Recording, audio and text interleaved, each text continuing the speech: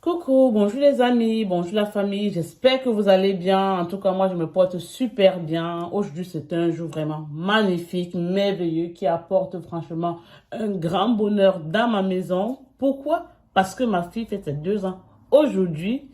Mais bon, ce n'est pas le thème que je vais aborder aujourd'hui. Je viens avec un nouveau thème qui s'appelle, ou bien, voilà, qui est le déroulement de ma grossesse. Euh, pour ceux qui ne savent pas encore, ouais, j'étais enceinte et j'ai accouché tout récemment. Et voilà, aujourd'hui, je suis devant vous justement pour vous expliquer comment est-ce que ma grossesse s'est déroulée durant les trois trimestres, voilà, les 3 trimestres de grossesse. Et voilà, avant de commencer cette vidéo sérieuse, j'aimerais tout d'abord vous demander, s'il vous plaît, de vous abonner. C'est écrit là, le bouton abonner tout en rouge, de cliquer sur la cloche de notification pour ne rien rater des vidéos que je poste. Et ensuite de laisser, voilà, ce petit pouce qui montre que voilà, vous avez aimé la vidéo et tout. Donc, je vais tout vous dire dans cette vidéo. Restez connectés, abonnez-vous et ne quittez pas. On passe premièrement d'abord à l'introduction.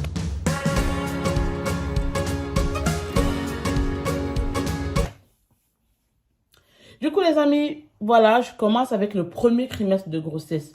Tout d'abord, j'aimerais vous dire que avant cette enfance, j'ai eu ma fille, comme j'ai dit au départ, qui a 2 ans aujourd'hui. Et voilà, le déroulement de ma grossesse, si, s'est déroulé, voilà, de manière très, très différente avec, pour elle. Je vous ferai un briefing dessus aussi pour vous montrer les différences qu'il y avait. Mais bon, là, je vais parler juste de ma grossesse que je viens de vivre parce que j'ai accouché tout récemment. Et concernant les symptômes du premier trimestre, comment est-ce que j'ai pris la nouvelle? Comment est-ce que mon mari a pris la nouvelle? Comment est-ce que j'ai vécu les symptômes que j'ai eus? Quels sont ces symptômes-là aussi? Alors, je les parle tout de suite devant vous. Il faut savoir que voilà, en même temps avec mon mari, on avait fixé des objectifs, combien d'enfants on voulait, comment est-ce qu'on voulait faire pour avoir ces enfants. Du coup, on s'est dit, pourquoi ne pas les programmer? Alors, pour tomber enceinte, c'est vrai, on ne choisit pas le moment, le jour et tout ça là. Mais si on peut le programmer, si on le veut, on peut justement le faire si on est vraiment fertile, bien sûr, Dieu nous donne l'occasion et tout. Ce qui fait en sorte que moi, j'utilise une application qui me permet de bien contrôler mon cycle menstruel et de pouvoir essayer de tomber enceinte durant les périodes voilà, qu'il faut, c'est-à-dire les périodes où je suis plus féconde. Donc, avec mon mari, on a décidé, voilà, un beau jour comme ça, de dire, voilà, et si on passait au second, et si on faisait le second enfant et tout. Et j'étais d'accord parce que j'aimerais bien que mes enfants n'aient pas de grands, il n'y a pas de grands écarts entre mes enfants. Donc, j'ai dit oui, je suis d'accord. Alors là, on est passé à l'acte, comme vous connaissez, et tout, on a fait ce qu'il faut faire. Et j'ai attendu, voilà, que ça se fasse, quoi. Alors, qu'est-ce qui s'est passé réellement? Après avoir fait ça, je me suis dit, ah, ça va donner de toutes les façons. Le premier a donné comme on a programmé, pourquoi pas le deuxième? Mais sauf que j'étais trop excitée et voilà, j'étais aussi pressée. Comme je dis là, j'étais très, très pressée à voir les résultats. Donc, j'ai commencé à faire le test de grossesse un peu très tôt. Et ce qui m'a mis dans la panique parce que quand je faisais le premier test, c'était négatif. J'ai fait le deuxième test, c'est négatif. J'ai dit, mais comment ça se peut? On a bien fait ci, on a bien fait ça. Disons, mon mari me dit, mais calme-toi, calme-toi. J'étais tellement stressée, j'ai fait tellement de tests de grossesse que, comment dirais-je même? À un moment donné, mon mari disait, si tu continues comme ça va pas donner quoi. Moi, je me disais, mais pourquoi se fait-il? Là, j'ai commencé à comprendre pourquoi est-ce que certaines femmes, lorsqu'elles veulent tomber enceinte et qu'elles n'arrivent pas, dans quelle dépression elles peuvent tomber. J'ai commencé à comprendre que cette femme-là qui cherche les enfants pendant longtemps sans comprendre. Parce que je ne comprenais pas aussi non plus pourquoi est-ce que, voilà, je ne suis pas encore enceinte. J'étais sûre. Soit j'ai fait les tests trop tôt, mais quand je faisais mes recherches, je regardais mon calendrier. Normalement, déjà, en faisant le premier test de grossesse que j'ai fait, c'était censé être positif. Mais ce n'était pas le cas. Donc, du coup, je suis tombée dans une petite dépression et tout et tout. Et mon mari en avait marre que tout le temps, je suis derrière son dos pour faire les tests de grossesse. Et en plus, on dépensait tout le temps de l'argent. J'ai fait peut-être 3, 4 tests de grossesse successifs comme ça. Et il a dit non, stop, quoi. Même quand il sortait, je disais, chérie, arrive là-bas, s'il te plaît, tu achètes le test de grossesse. Il me disait non. Donc, bref, quoi. Pour finir, comme lui, il savait déjà, voilà, que je n'étais pas enceinte, que ça n'avait pas donné. Un beau jour, je me suis levée, je suis allée au supermarché, j'ai acheté je dis même au supermarché, à la pharmacie, j'ai acheté le test de grossesse et puis je suis venue avec. quand je suis venue avec faire le test de grossesse, je ne l'ai pas dit, j'ai caché ça aux toilettes, genre et tout. Et j'ai fait le test de grossesse. Ben, ça a donné. Ouais, j'étais enceinte. Et c'est juste que plus tard, je me suis rendu compte que je m'étais, voilà, trop emportée. Je suis allée trop vite. J'ai fait le test un peu trop vite. C'est vrai, c'est pas d'une début de quelqu'un qui a déjà eu un enfant, mais vous savez, quand vous voulez quelque chose et tout, vous n'avez pas. Moi, je suis pas quelqu'un de patiente, quoi. Je suis quelqu'un que si je veux quelque chose, je veux ça là, là, là, là, là. La patience, là, c'est pas mon truc. Non, non, non, c'est pas mon truc, quoi.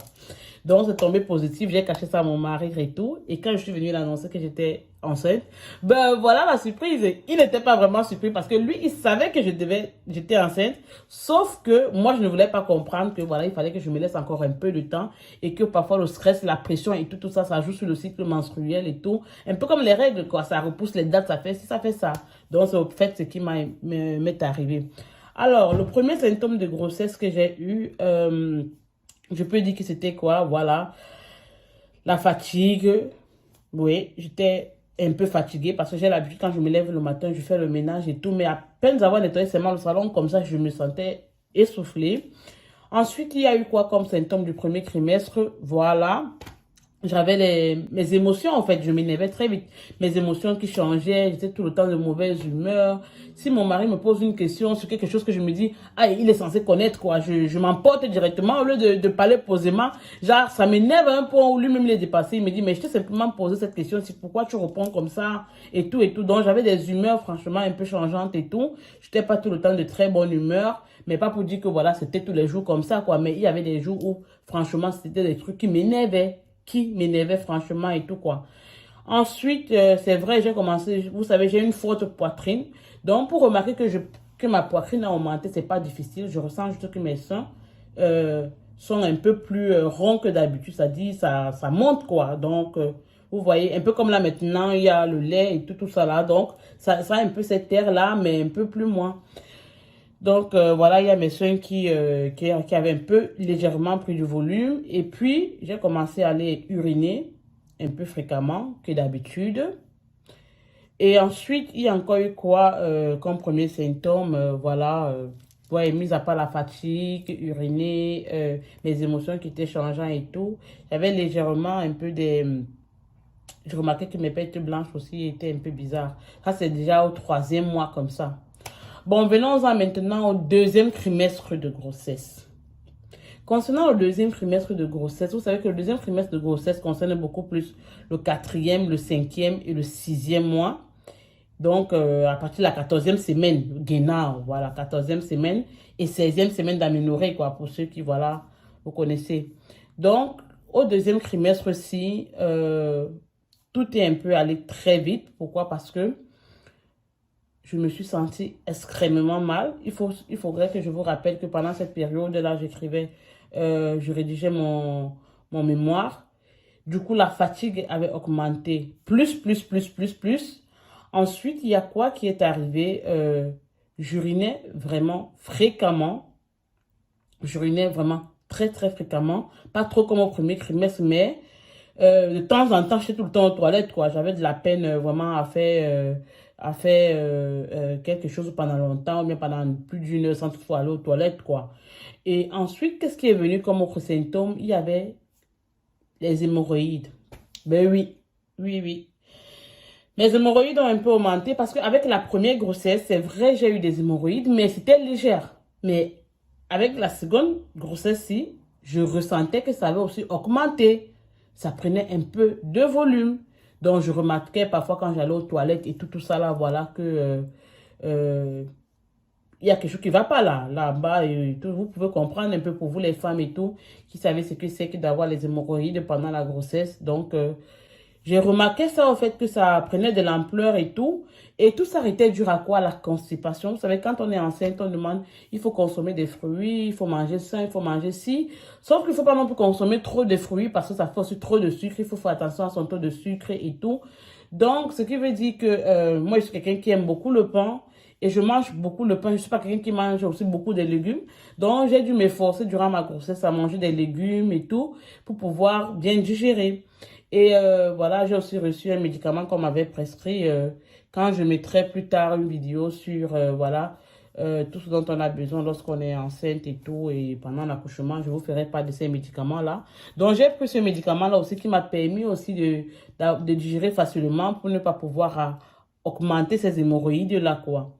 Donc, il y a les urines qui étaient vraiment très, très fréquentes. Ensuite, Seigneur Jésus, j'ai eu le Covid.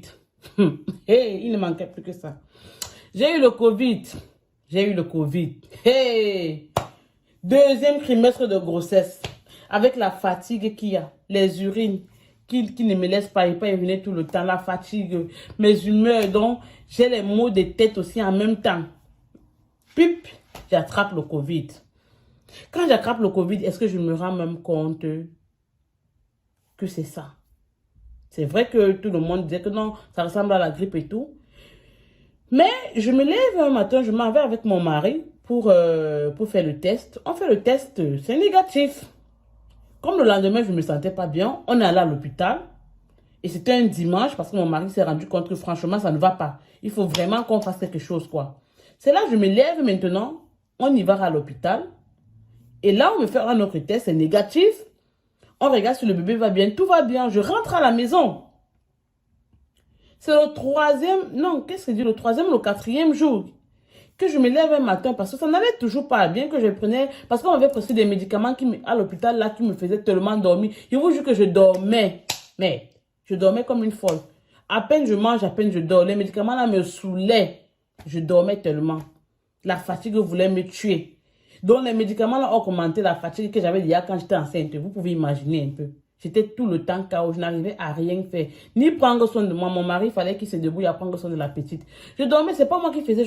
Donc, à peine je prenais le médicament que je me rendais compte que je m'endormais. Et c'était le médicament qui faisait cet effet-là. Mais ça me soulageait aussi parce que franchement, j'ai beaucoup souffert avec ce truc de Covid. Donc, j'ai eu le Covid, j'ai fait de la fièvre, j'ai eu des maux de tête et tout. Sans oublier que je vomissais. Ah oui, au deuxième trimestre, mes vomissements ont augmenté. C'est vrai que je n'ai pas dit ça pour le premier trimestre, mais pendant le premier trimestre, oui, j'ai eu des nausées. J'ai vomi aussi. Je rebondis dessus. J'ai eu des nausées, j'ai vomi aussi. Au deuxième trimestre, ça n'a pas cessé. Je continuais à vomir et à vomir. Et les nausées étaient quand même moindres. Concrètement, ma première grossesse, franchement, j'ai beaucoup plus vomi à cette grossesse. J'ai vomi, franchement, et énormément, tout le temps.